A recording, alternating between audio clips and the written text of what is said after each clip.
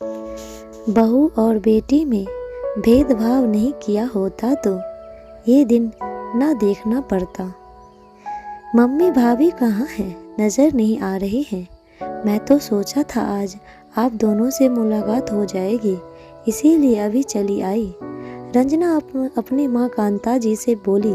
कांता जी बोली, बेटा तेरी भाभी को क्या काम है, बस दिन भर अपने कमरे में पड़ी रहती है, जब देखो आराम फरमाती रहती है। तू तो जानती है मुझे तो दोपहर में भी नींद नहीं आती, इसीलिए जागती रहती हूँ। अच्छा हुआ तू आ गई, वरना मुझसे बात करने वाला कौन है यहाँ। पूरी दोपहर टीवी देखकर गुजार देती हूँ। तेरी भाभी तो रसोई से काम निपटा नहीं कि अपने कमरे में घुस जाती है, फिर चाय के समय ही बाहर आती है।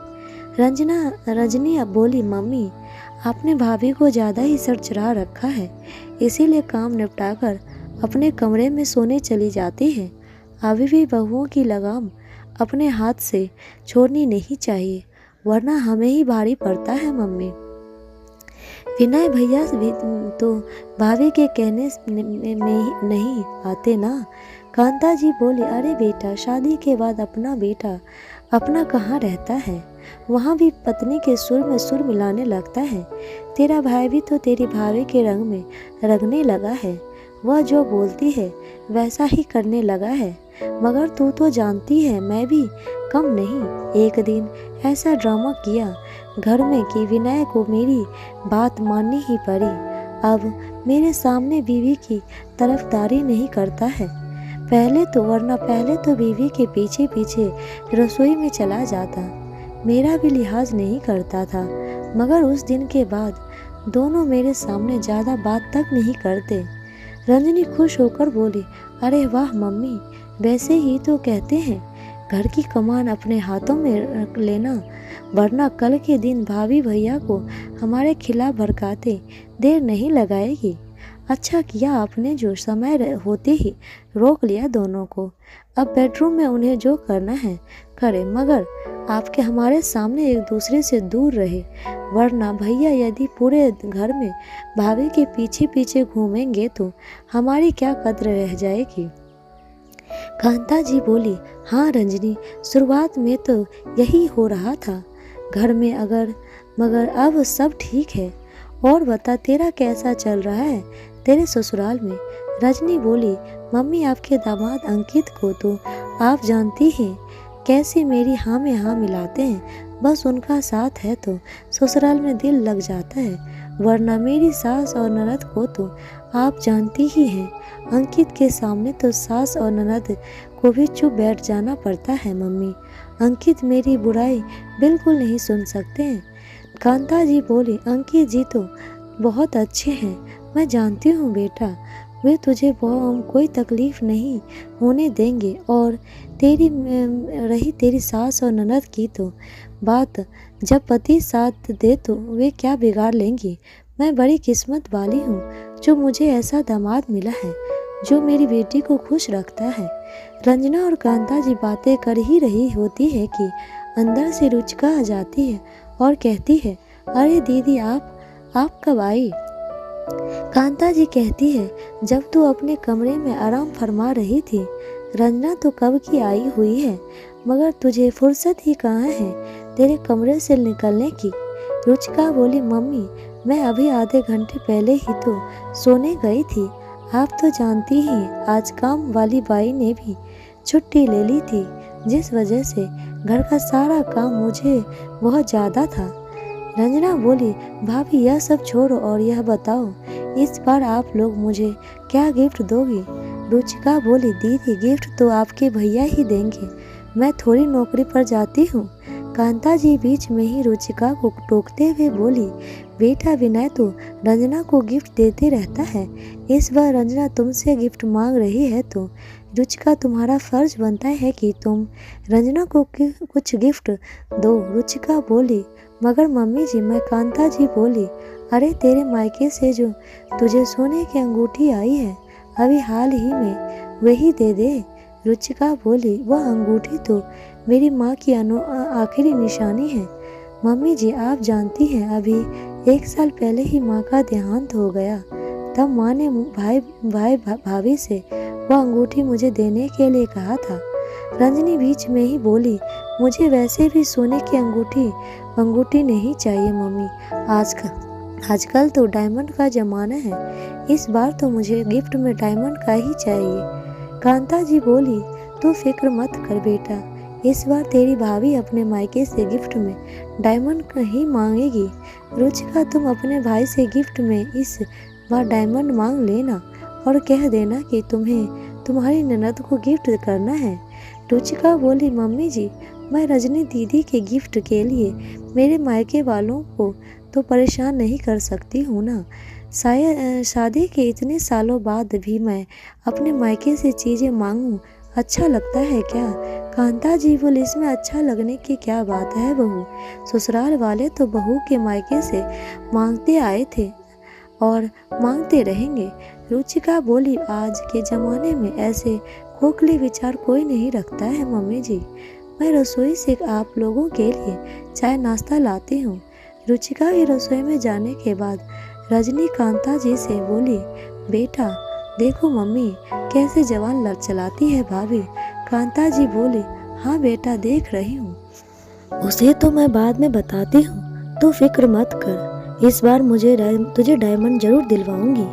रुचिका रसोई में आकर रो पड़ती है और उसे अतीत की सारी बातें याद आ जाती हैं, जब वह घर में पहली बार दुल्हन बनकर आई थी।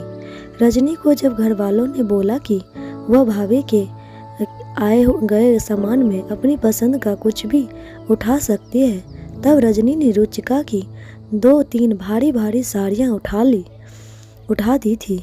तब कांता जी भी सभी रिश्तेदारों के सामने यही बोली थी कि देखा मेरी बेटी की पसंद कितनी अच्छी है। रुचिका की माँ ने कितने प्यार से दी थी वह साड़ियाँ रुचिका को, मगर रजनी ने वह साड़ियाँ लेने से पहले एक पल भी नहीं सोचा। यह सिलसिला यही खत्म नहीं हुआ। रजनी जब भी मायके आती, अपनी भाभी रुचिका के मायके से आई हुई चाहे कितनी भी महंगी चीजें क्यों ना हो उठा ले जाती और कांता जी भी बेटे का पूरा साथ देती। विनय ने रुचिका के साथ ऐसा व्यवहार होते देख अपनी माँ कांता जी कहा भी, मगर कांता जी ने ये बात का बतंगर बना दिया और कहने लगी, इसे तो बीवी का रंग चढ़ गया है, कल की आई हुई लड़की का साथ देने लगा हमारा बेटा, तो अभी से इतने माँ और बहन गलत लग रहे हैं और बीवी सही लग रही है। बस यही आखिरी दिन था जब विनय ने रुचिका का साथ दिया था। वह विनय रुचिका का साथ भी नहीं दे पाता था, क्योंकि वह घर में बात को बढ़ाकर घर की शांति भंग नहीं करना चाहता था। रजनी की 10 वर्षीय बेटी लवन्या हमेशा अपनी मम्मी का यह व्यवहार देखती। एक दिन वह अपनी मम्मी से बोली, मम्मी, मामी को कितना बुरा लगता होगा, आप हमेशा उनकी महंगी महंगी चीज़ें उठा लाती हो। उन चीज़ों पर तो सिर्फ मामी का हक है, क्योंकि वे चीज़ें उनके माता पिता ने उनको दी है। रजनी बोली, बेटा मैं इस घर की बेटी हूँ और घर की बहू की चीज़ों पर बेटा का हक पहला होता है, इसलिए मैं जो चाहूँ अपने मायके से ला सकती हूँ। मायके में बेटी का स्थान बहू के स्थान से ज़्यादा महत्वपूर्ण होता है। रुचिका यह सब सुनकर स्तंभ रह गई थी। रुचिका शादी से पहले नौकरी करती थी, मगर शादी के बाद कांता जी बीमार रहने लगी, जिस वजह से उसे नौकरी छोड़नी पड़ी। पूरा दिन घर के काम करने के बाद रुचिका दोपहर में आराम करने जाती थी, वह भी कांता जी को आखरता था। पूरा दिन खड़े रह रहकर रुचिका के पांव रात तक सूज जाते, मगर कांता जी को कभी रुचिका का दर्द नहीं दिखाई देता था। पूरा समय घर के काम करने के बाद भी कांता जी बेटी रजनी से बहू रुचिका बुराई ही करती रहती और साथ ही बराबर आग में घी डालने का काम करती। कांता जी का श्रेय पाकर रजनी भी भाभी रुचिका की इज्जत नहीं करती थी। हाँ, बस गिफ्ट बराबर मांगने आ जाती। अरे अभी तक चाय नाश्ता नहीं बनाया नहीं, कांता जी चिल्लाई। कांता जी की आवाज में रुचिका वर्तमान में लौटी और रुचिका ने जल्दी जल्दी चाय कप में भरी और नाश्ता प्लेट में निकाल कर बाहर ले आई। कांता जी बोली, रजनी मैं नहीं कहती थी, हर काम आराम समय लग गया इसे, ये करती है बस देख चाय नाश्ता बनाने में ही कितना। रजनी ने चाय नाश्ता किया और ससुराल के लिए रवाना होने लगे। फिर जाते समय बोली, भाभी इस बार डायमंड याद रखिएगा। रुचिका कुछ बोली नहीं, क्योंकि अपने भाई भाभी से ननद के लिए उपहार मांगना उसे सही नहीं लग रहा था। 2 दिन बाद कांता जी का बर्थडे था, जिसमें रजनी भी मायके आई थी।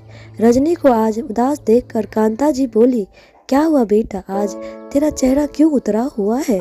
रजनी बोली, क्या बताऊं मम्मी, मेरी सास ने मेरा जीना हराम कर रखा है। 6 दिन बाद मेरी ननद का बर्थडे आने वाला है।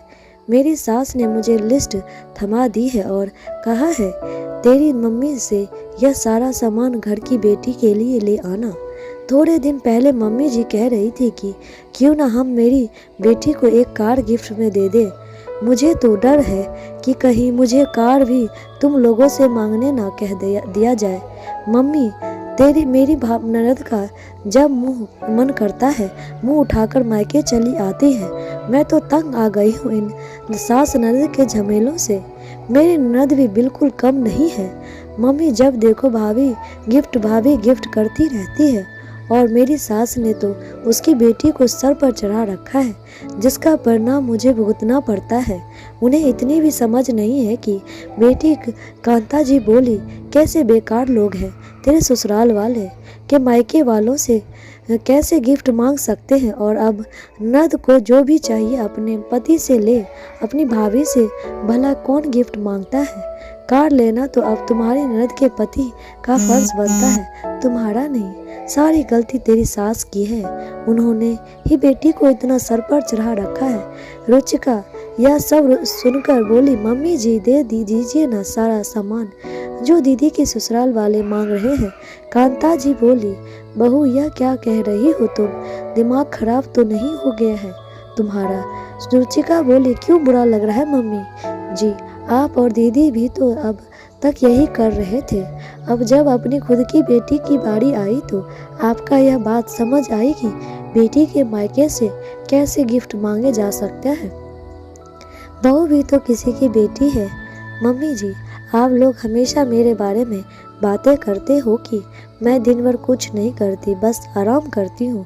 मगर मम्मी जी आप यह भूल जाती हैं कि मैंने सिर्फ नौकरी आपके बीमार होने के कारण छोड़ी ताकि आपकी सेवा कर पाऊँ। रोज़ सुबह 5 बजे उठकर मैं सभी का नाश्ता, चाय और टिफ़िन तैयार करती हूँ। आपकी समय पर दवाइयाँ देना, आपको अस्पताल ले जाना सब मैं ही करती हूँ। आपके बेटे को तो उसके मौजे कहाँ पड़े हैं यह तक पता नहीं होता है। उनके मौजे तक उनकी हाथ में पकड़ाती हूँ।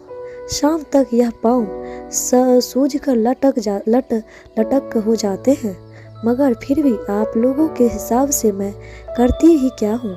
रजनी की बेटी लवण्या बीच में ही बोल पड़ी, मम्मी मेरी शादी ऐसी जगह करना जहाँ कोई ननद या सास ना हो। मुझे हमेशा मामी को देखकर बहुत बुरा लगता था जब आप उनसे गिफ्ट के नाम पर उनकी माँ की दी हुई चीज़ें ले लेती थी, और नानी और आप भी फिर भी मामी की बुराइयां करती रहती हो। लवण्या के मुंह से ऐसे शब्द सुनकर रजनी का दिमाग सुन्न पड़ गया, और रुचिका भी तो बिल्कुल सही कह रही थी। आज बहू रुचिका ने सास और ननद की आंखें खोल दी थी।